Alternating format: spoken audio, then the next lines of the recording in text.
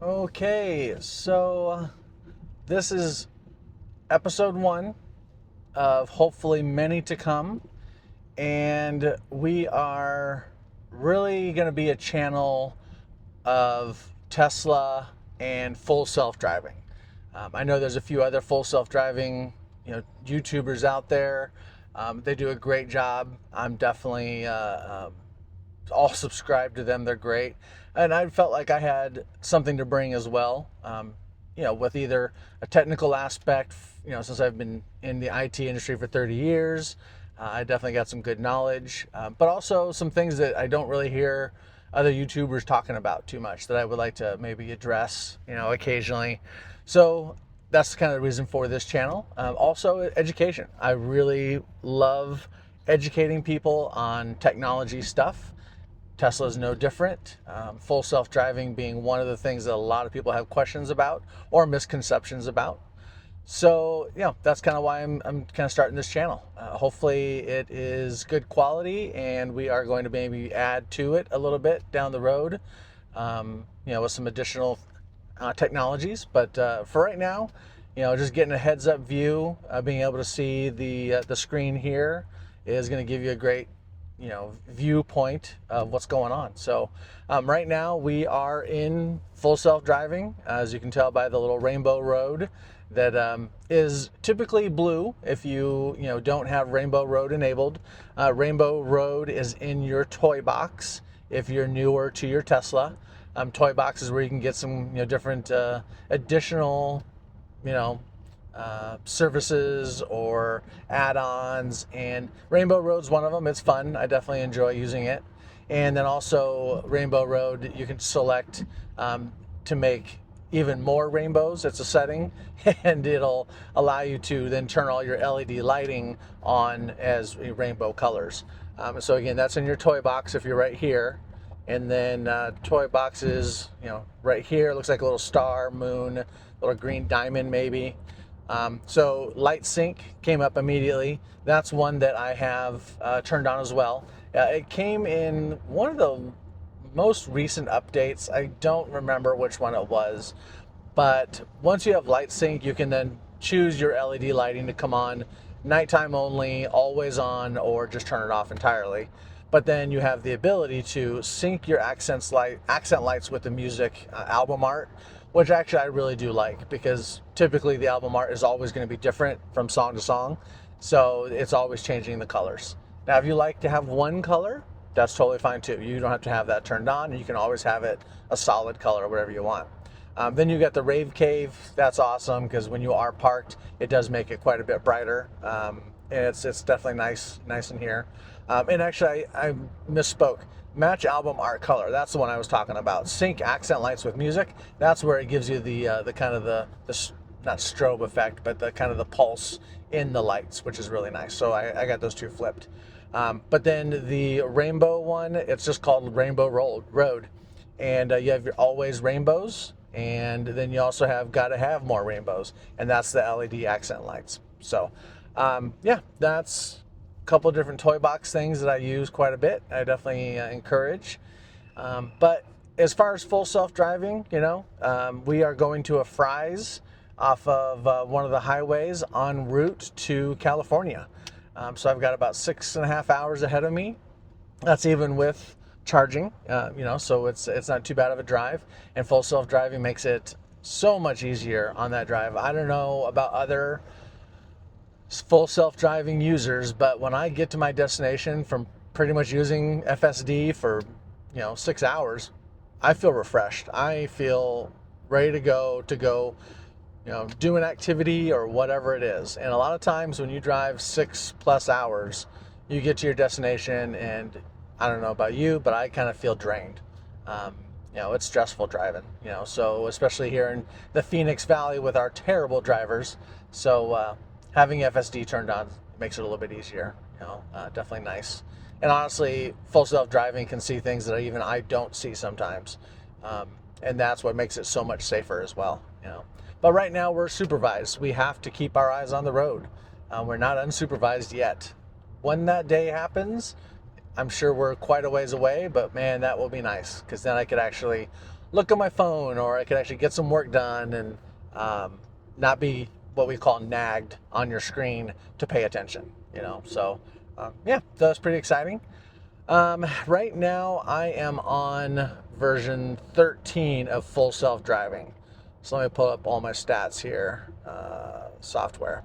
So I am on full self-driving. Oh, there's the nag right there. It is, oh, it's still nagging. I gotta start looking at the road. 13.2.9.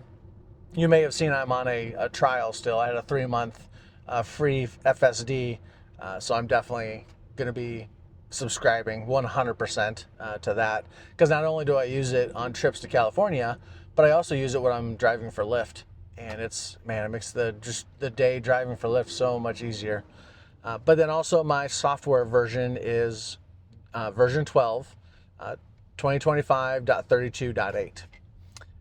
And then other than that, I haven't seen any other updates coming. I think we are on 2025.38, but what I hear from online is that only the people that are getting that are the ones that don't have full self-driving subscriptions or trials, because for whatever reason, they want to make sure that we're on a stable platform maybe.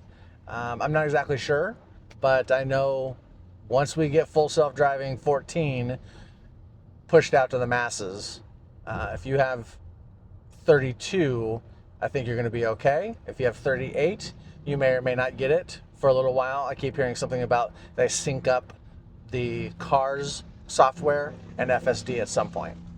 So either way, don't know a ton about that.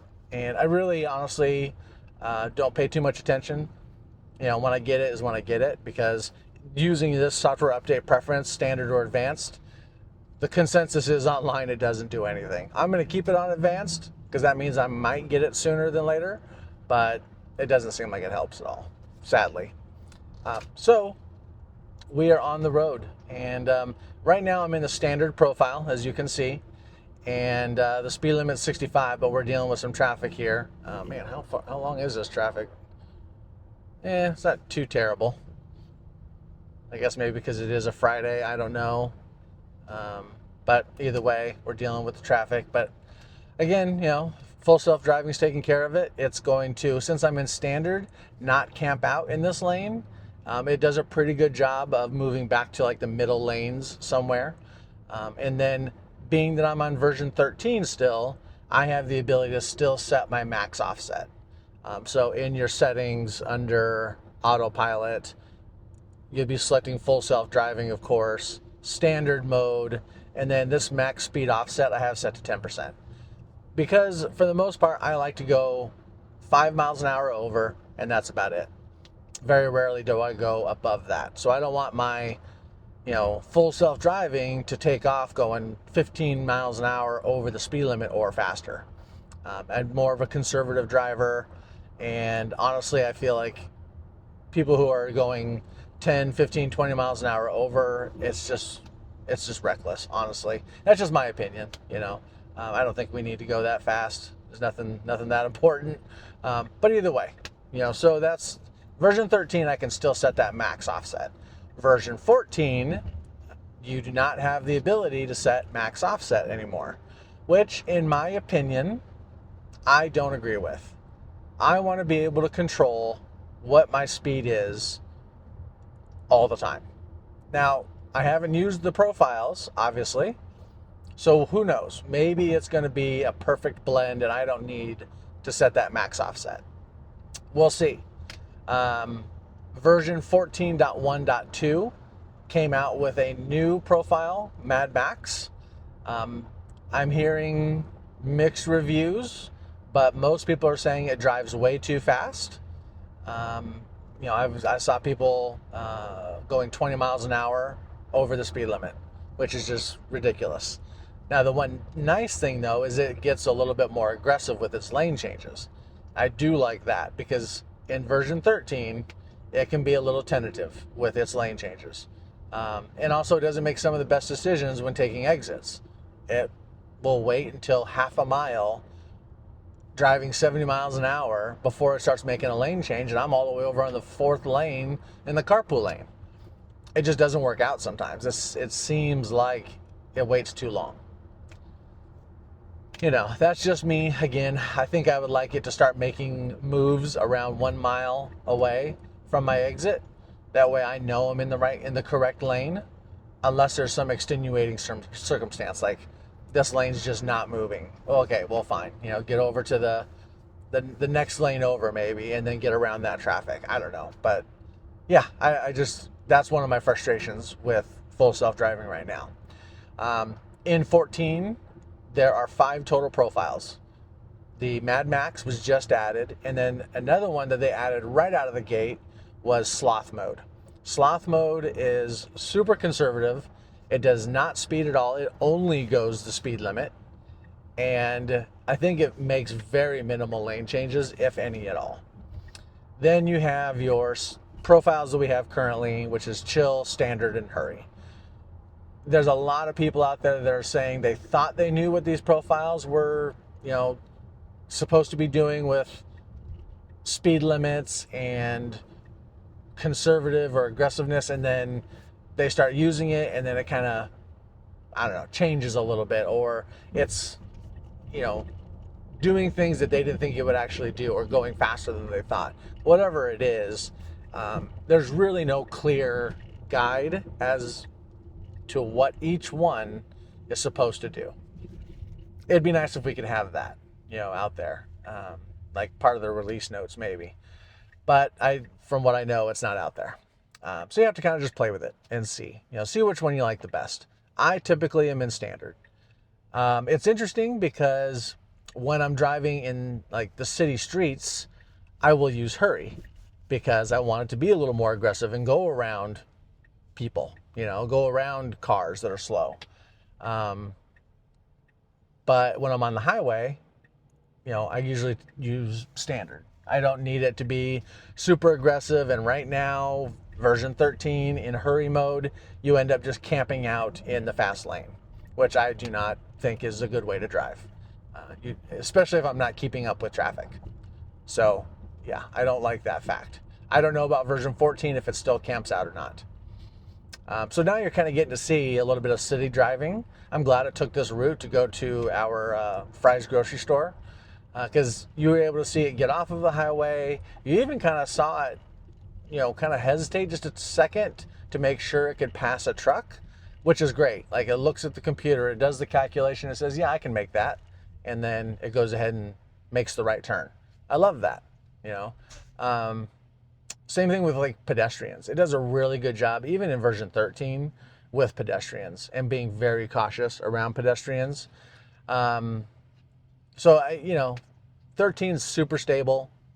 It definitely needs some additional features, which 14 is going to hopefully bring, in addition to things that aren't out yet but have been talked about, like improving the smart summon capability to where you can bring the car to you from your app. That needs to get a little bit more aggressive. It only drives like 5 miles an hour in a parking lot, and you have to be a certain distance away. So it's not the most useful thing. But then also we're supposed to be allowed to one day be able to banish our car. So it's supposed to be able to, in version 14, I know this has been working really well, find street parking, and then what you're supposed to eventually be able to do, what we're hoping, is you get out of the car because it found street parking, and then you banish your car to a parking lot that maybe is a mile away or half a, whatever it is, around the block or something. But then that way, you can then summon the car to you to come pick you up later. That would be amazing if that's what is supposed to happen down the road. But right now in version 14, I know I keep flip-flopping back and forth, but I want to talk about it. Version 14 has been doing really good with finding parking spots. So literally going from start to finish, out of your garage, all the way to a parking spot without me touching the wheel. And that is pretty incredible that it can do that. Right now, when I try and leave the garage, I definitely have to hit the accelerator a little bit, the gas pedal a little bit to get it to kind of go, because it sees things around me and it doesn't feel confident in doing it. Now in version 14, it has no problem with curbs or junk in the garage or whatever, another car, it'll just take off. So that's super exciting. Um, so that's kind of another cool feature of version 14. So we have about 4 minutes left here in the mile. I'll go in, grab some supplies for the road trip, and then we'll start the video up again. Just kind of getting back onto the highway and just getting out of the city. And then once I'm on, the open road and driving through the desert, then I'm gonna go ahead and cut the video. And then, I might either do a separate post, another video once I get into the LA area, because that again is going to be obviously a lot more traffic, a lot more things to consider, and it might be a separate post or it might just be another part of the video here. So either way, we may get episode 1 and episode 2, or just another part of episode 1. So we're just sitting here at this light. It does a really good job here with normal, 4 different direction type stoplights. I have seen, again, this is why you have to stay paying attention, when there is a 5th road in the mix and you have your lights that are turned a little bit to the side and I can still see them. I know they're not mine, but you can still see them. I had it in an instance where it turned green for another road, not mine, and the car started going. So that's one thing that I don't know if is fixed in version 14. I would have to try it with that intersection to see. But normal intersections, it does perfect. Like no problems whatsoever. And once I get to the Fries, it's going to more than likely take me right to the front and then just stop. I probably could have tried, the parking lot, but it very rarely in version 13 will actually put you in a parking spot. It was super, super rare that it would actually do that. So I'm not even going to try. Here's one of those cases where I'm always curious what the Tesla will do. We've got a crosswalk here and flashing red lights, and we won't get to test it, but downtown Phoenix, I've had that issue where, is it going to stop? Is it going to know when it can go? Is it, you just don't know sometimes in this version 13. Also, same thing with school zones. It right now does not identify a school zone, and it will not slow down. That's one thing I'll talk about after I get out of Fries here, and we'll go over that. But in version 14, though, I've been seeing videos of it actually recognizing school zones and slowing down for them, which is amazing. I'm going to go ahead and let it take us all the way to the front, and then we'll find a parking spot. Now, see, it sees the pedestrian and it's waiting. Very conservative, which is fine. And then it's going to pull up next to this truck. And I'm just going to go ahead and take over at this point. Okay, so we're all done at the grocery store. We are going to go ahead and start our full self-driving by holding that blue button down and tapping the brake to get going. Hopefully it sees these people right behind me. This will be interesting. I'm sure I'll have to probably hit the gas pedal a little bit to get it to go. Yep, I had to.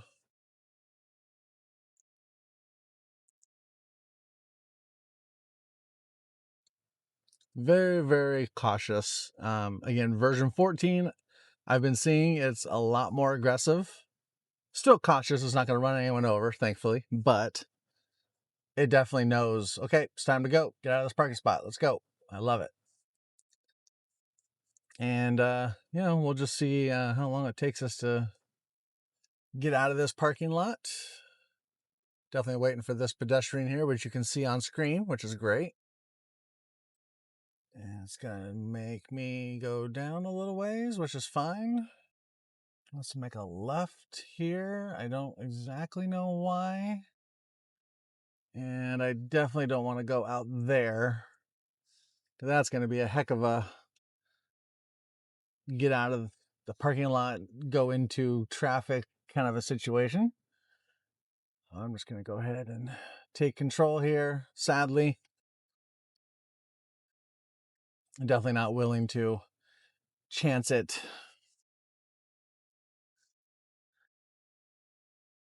And even this right here, it's fairly congested right now. But I'll go ahead and turn on full self-driving at this point.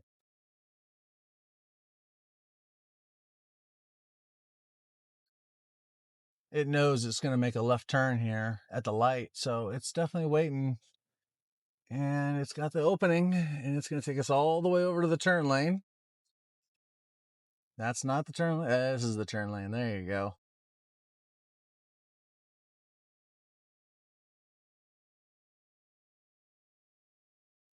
You might see down here it says navigating without connectivity.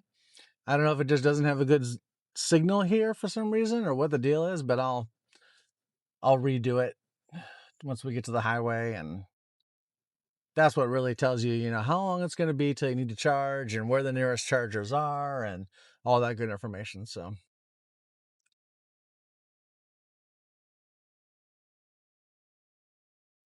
you might have seen too, I've got 96% of the battery. Knowing that I'm going on a longer trip, I will sometimes let it charge to 100% or 90% even. Typically, you want to leave it at 80% for the longevity of your battery. But, there are those edge cases where I want to have the most charge. I want to have the most miles. And at 96%, it says 318 miles. Go, got the green arrow.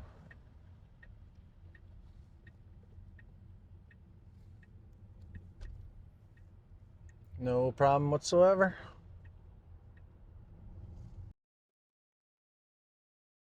I remember we're still in standard mode.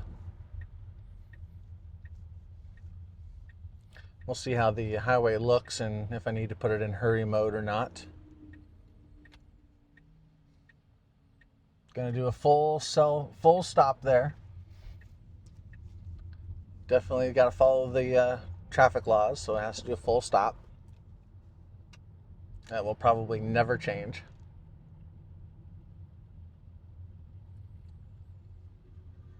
Now with the highway driving and even, city driving, if for some reason it's not going the speed limit, it is nothing in front of you, or maybe a car's way up in front of you, sometimes it just doesn't go to my maximum offset, or I want it to go a little bit faster.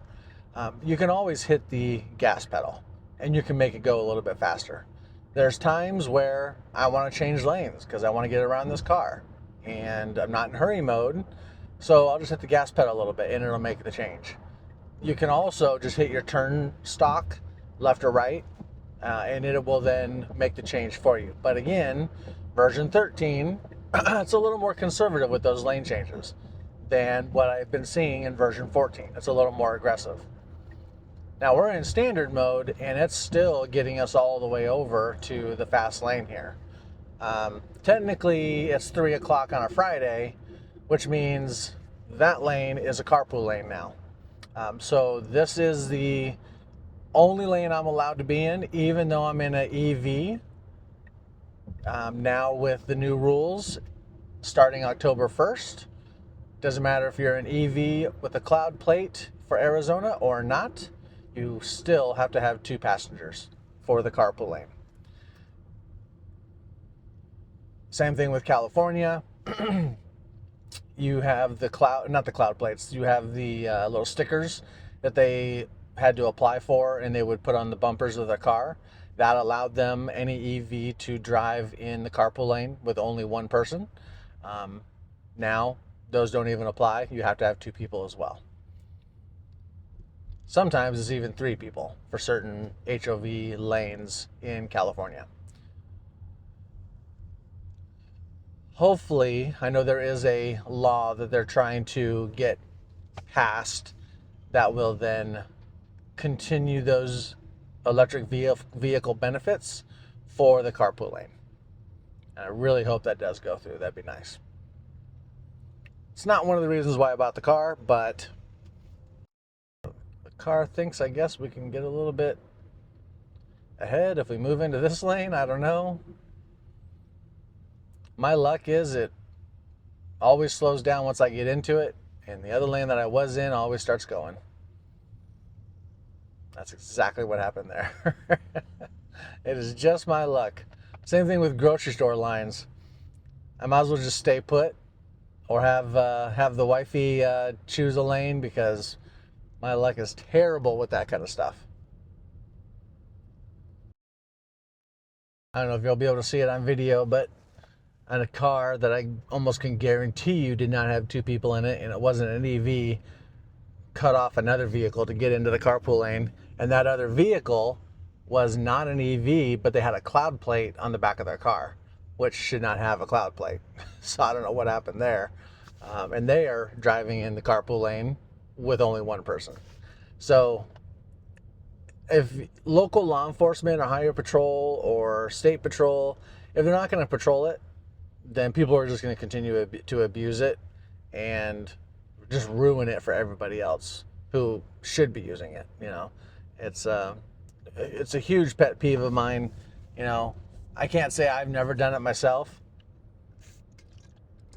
but during rush hour traffic, it happens all the time, and it is annoying.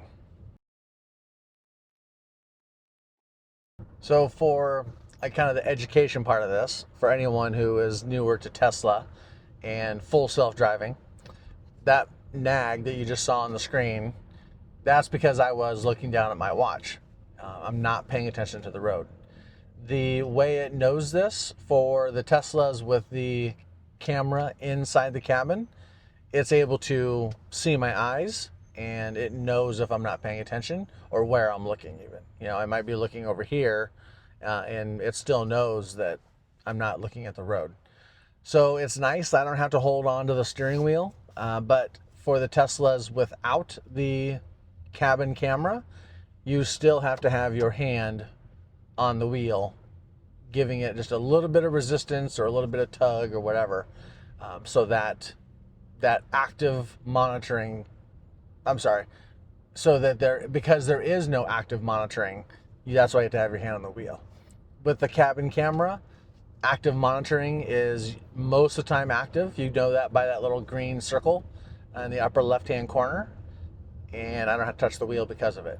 But once I, start doing other things and it turns off active monitoring, it will then start to nag me to actually take the wheel and just give it a little bit of resistance. And then eventually active monitoring will turn back on. And then I can just sit back and relax.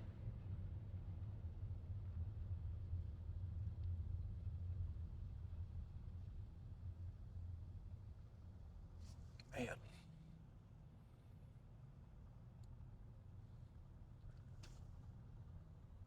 I guess that's what I get for leaving Friday at 3 o'clock, huh? Tell ya.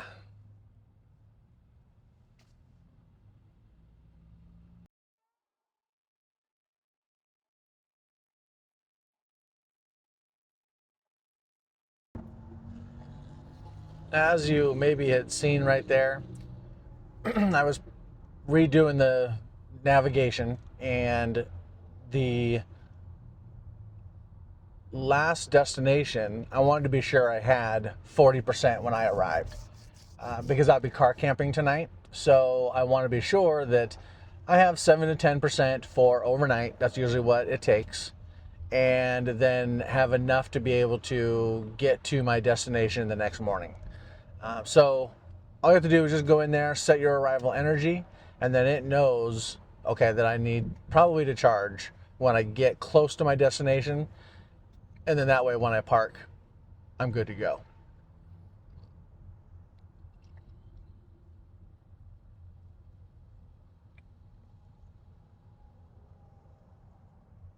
And then just to kind of go through, I guess, the navigation a little bit, just for the education part of this, you have your next stop right here. So it's 2 hours away, 133 miles.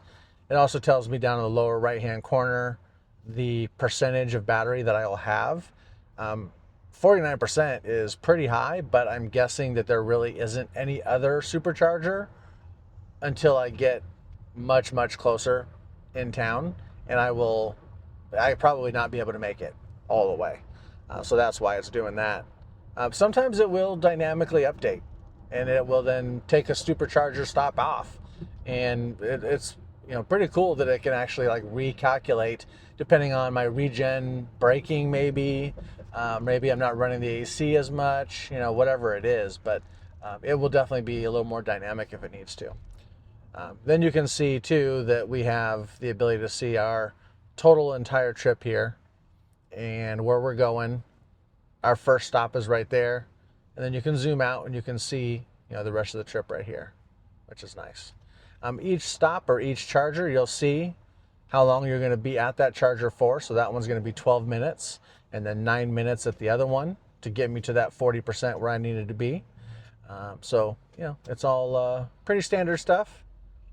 Pretty self-explanatory. Even tells you the temperature of what it's going to be. Looks like it's going to be about 70 degrees, 69, 70 degrees when I get into Ontario, California.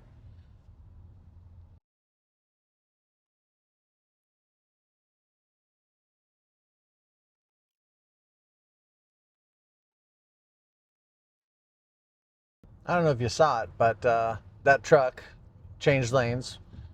Tesla barely braked, honestly. And I was cleaning my glasses, and then I got the nag saying, pay attention to the road. I think I looked down for maybe a second, but possibly because that lane change happened, that's when the computer was like, hey, shape up, I guess. I don't know. Sometimes it nags after like 5 seconds or longer. Other times it nags for like 1 second, half a second.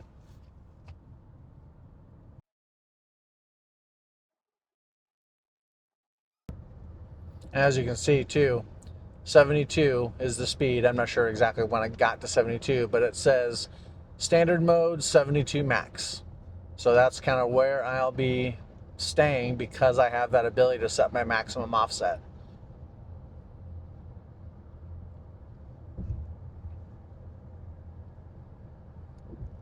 Just leaving a good amount of room, for our lead vehicle there.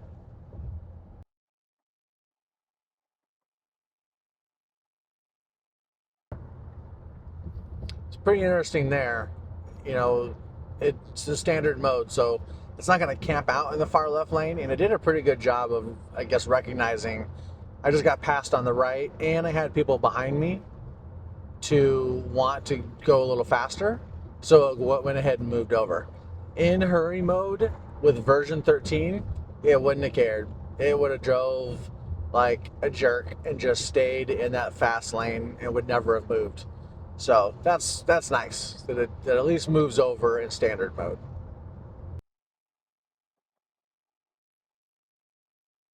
All right, now it looks like at least on the maps, we're coming up to one more orange and red traffic area. We'll see if it's still bad or not.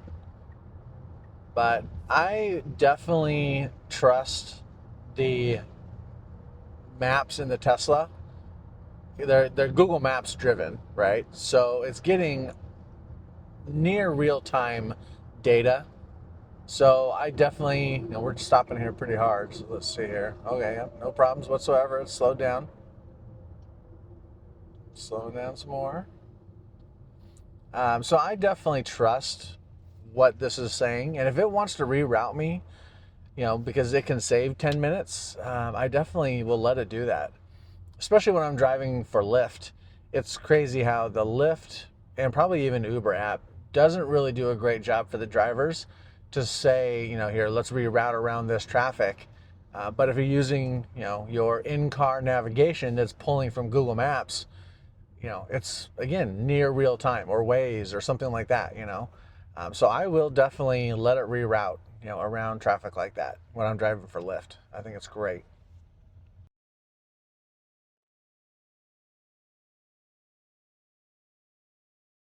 I wonder if part of this congestion is because the HOV lane is ending over here, so more than likely it's the lane is ending. Oh, man, we got State Patrol flying by us. All right.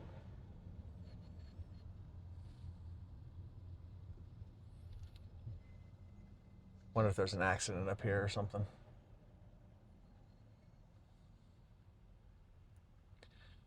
It'll be interesting too, as well, in version 13.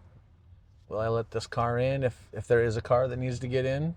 It has in the past. It's been pretty courteous before. Technically, that truck's already let one in. Oh, he's going to let the other one in too. All right.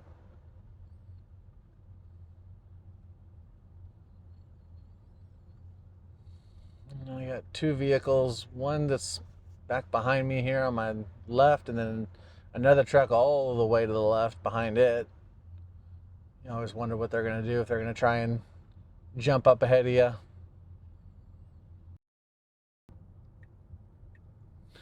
I don't know why we made that lane change. It's like, oh, I'll follow that truck. That's a great decision. Who knows?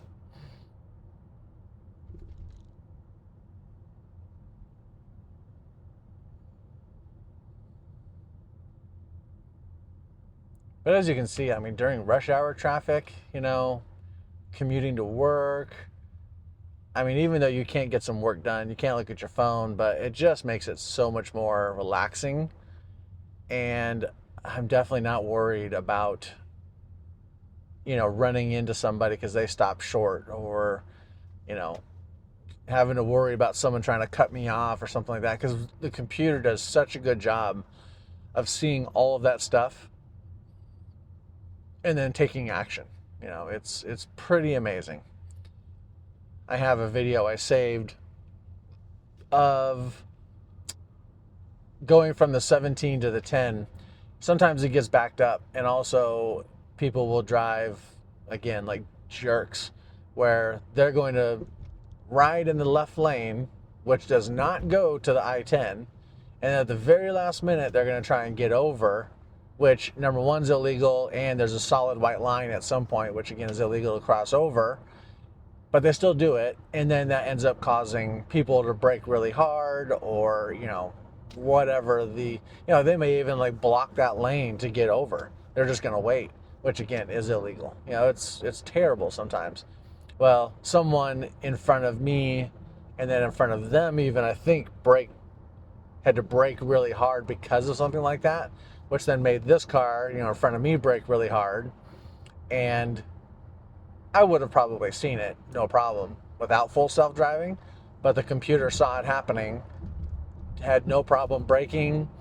And I've even heard, too, in situations like that, it'll use the rear camera to see if it needs to swerve. It'll use all the cameras to see if it needs to swerve, maybe, so it doesn't get rear-ended. I've even, seen that online of that happening, which blows my mind that it can even do that.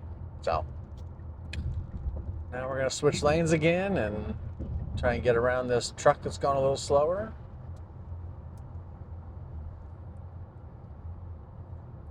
One thing I didn't mention too, our max speed's at 72, but if I do want to go faster, all I have to do in version 13 is scroll my scroll wheel up, and I can go, if I swipe it kind of hard, it goes up in 5-mile-per-hour increments. If I just go slowly, it'll go 1-mile-per-hour increment. Now version 14, they have taken that away. Version 14, if you scroll up or down, it will change the driving mode, the driving profile. And also, if you go left or right with that little wheel, it'll change the driving profile. I don't know if they're going to do anything else with this. It kind of seems silly and redundant to do both. But in version 14, again, no max offset. So up or down changes profiles now. There must be something going on, because all of a sudden now it's even more orange. Dang it.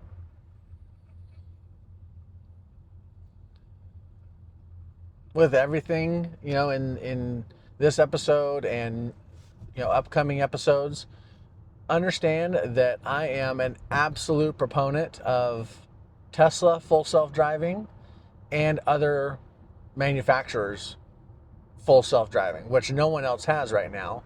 Not like Tesla, but I'm absolutely for it, proponent of it. Let's bring it on all the vehicles. I think it's incredible. But being Tesla, and they're always on the bleeding edge and always improving, and doing over-the-air updates. I know other manufacturers do that as well, but pushing new software like this, going from version 13 to 14 for full self-driving, It just is incredible that it can do all of that. Um, and again, I'm an absolute proponent of it, but with this channel, I do want to call out, some things that could be improved, or at least, to help educate again, for people who are thinking about getting into a Tesla and what to expect, what to think about when they're thinking about doing full self-driving.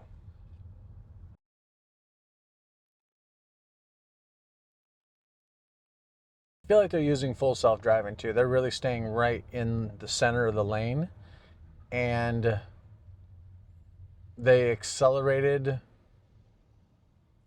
kind of when I thought full self-driving would accelerate. I mean, they could be driving obviously, but it's doing a really good job of staying right in the lane, right in the middle. You can even see them on my screen here. My car and their car is perfectly in the middle. Oh boy, there is a lot of emergency vehicles on the eastbound side. Whoa. The whole highway shut down on the eastbound side.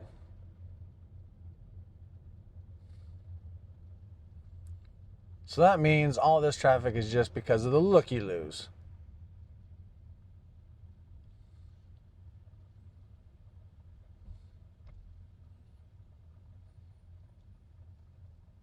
I could even see it up there. Right after all the emergency vehicles, the traffic starts to open up and starts driving again. You can kind of see it. So stupid. Like, just drive, just go. Like, you can't figure anything out. You can't see nothing.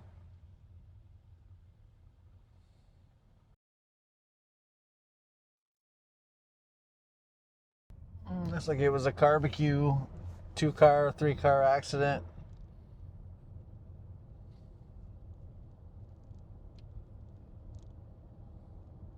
And you can see everyone just sitting in the parking lot on I-10. And of course, now we get up to speed once we pass it. And I think as for me, this is going to be the end of at least this segment of episode 1. Just depending on how long the video is. I'll try and keep them to like 20 minutes, maybe 30 minutes, no longer. So I may end up getting into California and into LA area, and that might be episode 2. But either way, oh, here's a truck. Wow, I am so glad I got that on video. Jerk. Ridiculous. But the Tesla handled it perfect. It saw everything happening up in front of me. I'm sure you guys were able to see that. That's awesome. I mean, I kind of can't blame them. It sucks sitting in that traffic, so I get it. But man, so dangerous.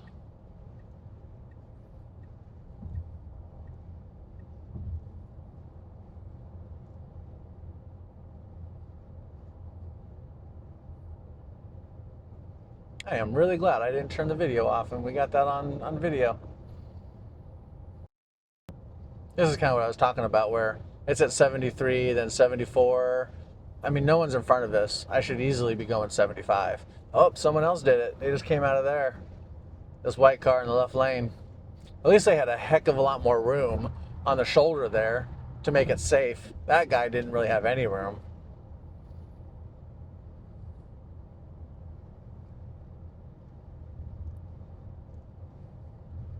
Man, it is still a parking lot over here. That's terrible.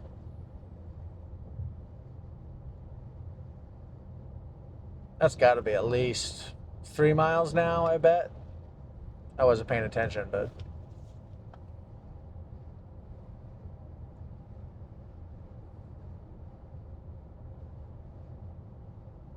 Oh, so what I was saying was it was at 73, 74, and my max offset was 75. Well, now it's 75, and I now can go, 80, with 10% over 75, you're probably going to go, what, like 85?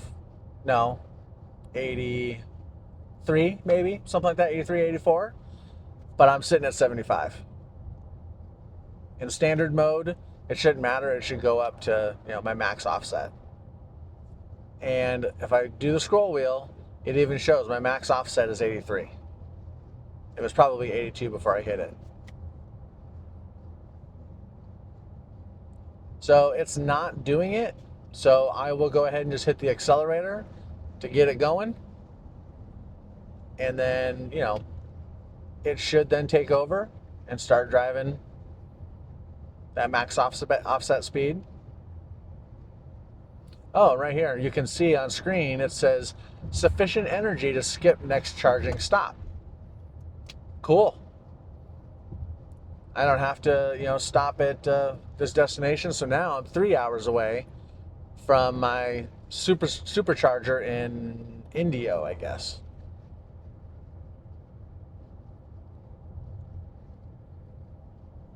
And we're back down to 76 again.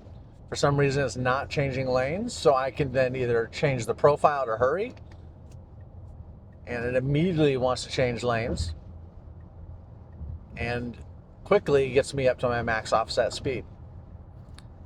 I could have changed the lane just by hitting the left turn signal to make it move over, and then it would have probably moved to my 80, 82 max.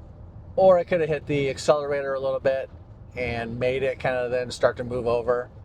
That's not the most safe way of doing it, but if it's a quick gas pedal acceleration, it's not too big of a deal. But either way, we're now at our max offset. Now, hurry mode is not going to move me over. There's a truck flying by me over here on the right, going like 100. It still won't move over. I have to hit the right turn signal because I do not like to camp out over there in that left lane. I think it's rude. And eventually hurry mode will move me back over there even though I don't want to be in that lane. So that's why I'm going to go back to standard mode. And eventually it will catch up to this truck and move us.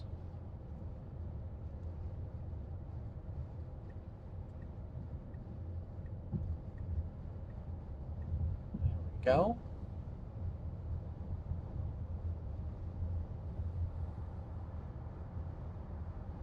And like all of this touching on the steering wheel and the gas pedal, changing it from profiles, eventually we shouldn't have to do that. A robo-taxi isn't going to have someone doing that. It's going to have to know what the speed limit is, if it's going to go over the speed limit, when to change the lanes. It can't just be, the slowest vehicle, if you're trying to do robo-taxi. It's got to be safe, of course, but if there's a lane to move into to get you around a slow vehicle, it needs to be able to make that decision. I've never driven in a Waymo, actually, or ridden in a Waymo, actually. I don't know how good they are with moving around slower vehicles. I should definitely do that sometime. Maybe record that as well, and we can kind of compare and see what it does. But right now in Phoenix, it's a limited area of where they're allowed to go, and I don't think they're allowed to go on the highway. They have to stay on the city streets or the surface streets.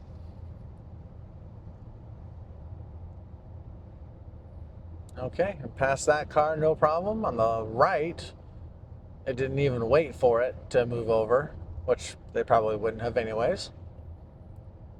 And I'm going to go ahead and stop the video here. I think we're pretty much out of the traffic. It's going to get even less traffic eventually. So, we will talk to you guys later. Oh, well, I lied because I'm doing all this from my watch, which is amazing. Thank you, Apple. And I'm able to start and stop my videos right from my watch, which makes it super convenient. Again, technology. I'm open to, chatting about any kind of technology that we talk about, on the channel, whether it's Tesla oriented or, phones or Apple Watches. It doesn't matter.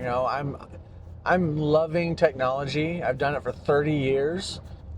My passion, I would say, would be smart home type technology. I love that, especially for the residential, type of user. Someone who owns $1 million home isn't going to be using a let's say Belkin or Smart Things, Amazon products. They're going to have a really nice smart home system. Probably would cost them $10,000, $20,000. I really love being able to get just the normal, average customer, residential customer, using technology. That's my passion right there. Doesn't mean I'm opposed or wouldn't help anyone else, but that's my passion. So, if there's any kind of questions off of this first episode about any kind of technology that we've talked about, please leave me some comments and I'll get to those, or maybe I'll address them in the next video. Okay? Thanks so much.